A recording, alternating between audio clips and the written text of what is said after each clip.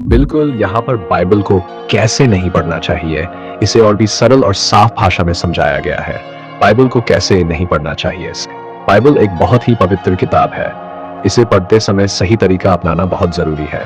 अगर हम गलत तरीके से पढ़ेंगे तो हमें इसका असली मतलब नहीं समझ आएगा। सिर्फ जानकारी के लिए मत पढ़ो।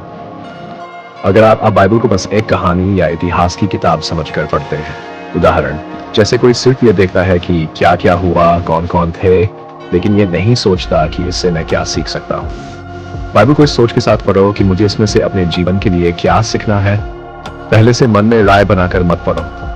अगर आप पहले ही सोचते हैं कि बाइबल झूठी है या इसमें गलतियां हैं, उदाहरण कोई कहता है बाइबल तो इंसानों ने लिखी है, इसमें भरोसा नहीं है, और खुले मन और सीखने की इच्छा से पढ़ो।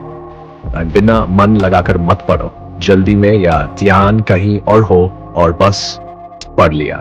किसी ने पढ़ा लेकिन समझ आई नहीं कि क्या कहा गया है। शांति से प्रार्थना करके और ध्यान से पढ़ो। दूसरों की गलतियां निकालने के लिए मत पढ़ो। गलत तरीका, बाइबल को इसलिए पढ़ना कि दूसरों को बताओ कि वो गलत है।